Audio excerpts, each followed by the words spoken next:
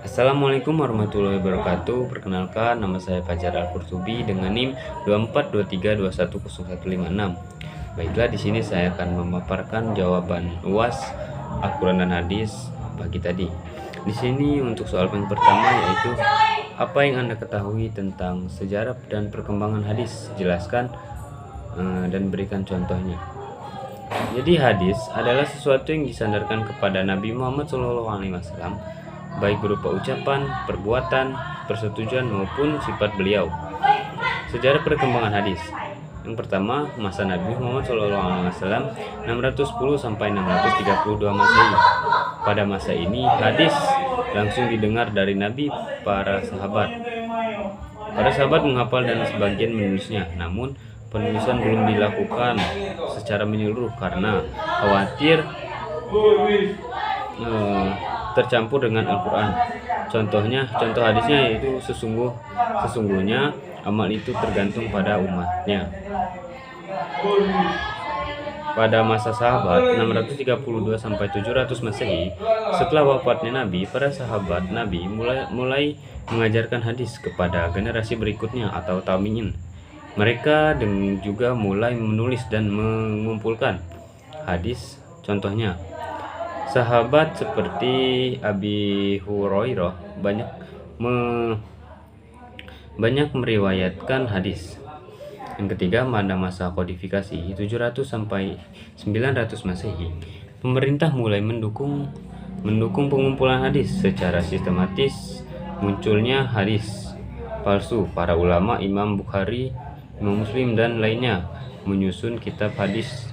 Contoh kitabnya adalah Sahih Bukhari, Sahih Muslim, dan Sahih Abu Daud.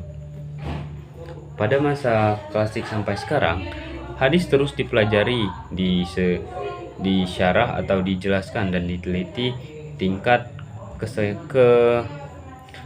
kesohihannya.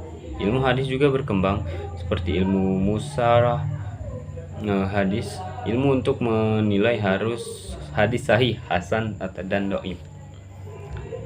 Contoh perkembangan ilmu hadis. Hadis dibedakan berdasarkan sanad dan matannya.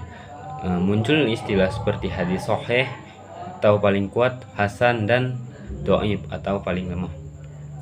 Untuk soal yang kedua, apa yang dimaksud dengan unsur yang ada dalam hadis? Jelaskan unsur-unsur yang ada dalam hadis. Jelaskan dan berikan contohnya. Jadi, unsur-unsur yang dimaksud ada dua. Yang pertama, sanad. Sanad adalah rantai perawi atau orang-orang yang meriwayatkan hadis dari Nabi Muhammad SAW sampai kepada orang yang mencatat atau meriwayatkan hadis tersebut. Matan adalah isi atau teks hadis, yaitu perkataan atau perbuatan Nabi Muhammad SAW yang menjadi isi pesan hadis. Contohnya dari Umar bin Khattab, ia berkata, "Aku mendengar Rasulullah SAW bersabda, sesungguhnya." Itu tergantung pada matnya. Sanadnya dari Umar bin Khattab, matannya sesungguhnya amal itu tergantung pada umatnya. Soal yang ketiga, macam-macam hadis. Yang pertama, berdasarkan kualitas.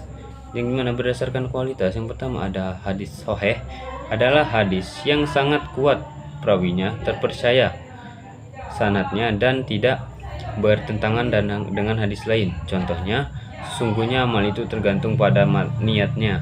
Hadis riwayat Bukhari dan Muslim.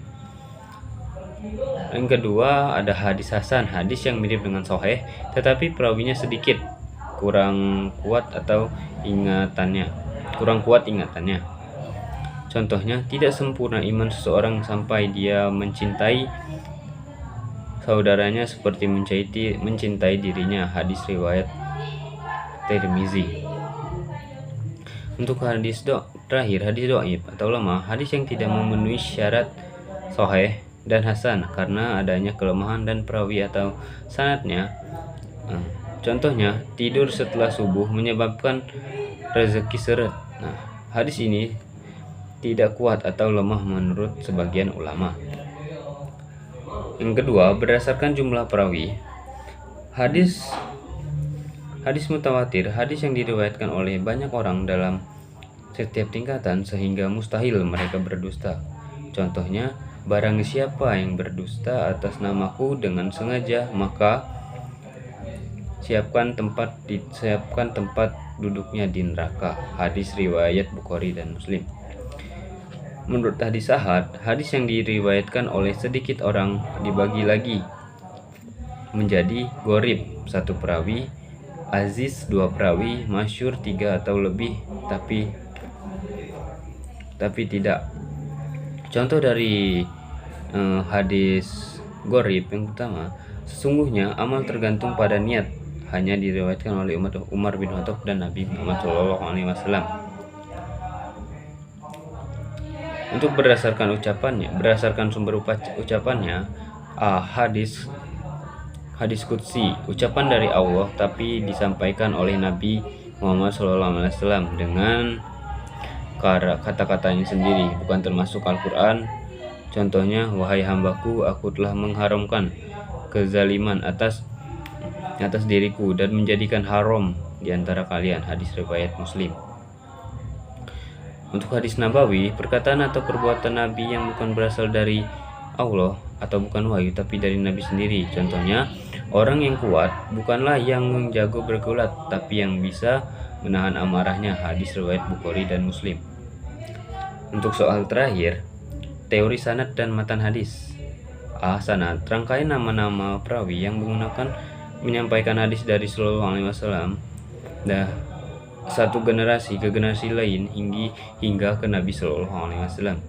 Tujuannya memastikan keaslian hadis dengan melihat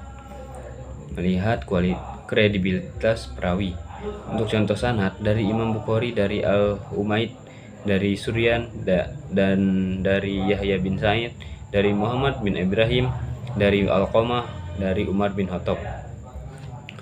Untuk yang terakhir, yaitu matan, isi atau teks hadis itu tersendiri. Tujuannya menilai makna dan kesesuaian isi dengan ajaran Islam dan akal sehat. Contoh matan yaitu, sesungguhnya amal perbuatan ini tergantung pada niatnya. Itulah tadi pemaparan materi jawaban dari saya untuk tugas ujian akhir semester.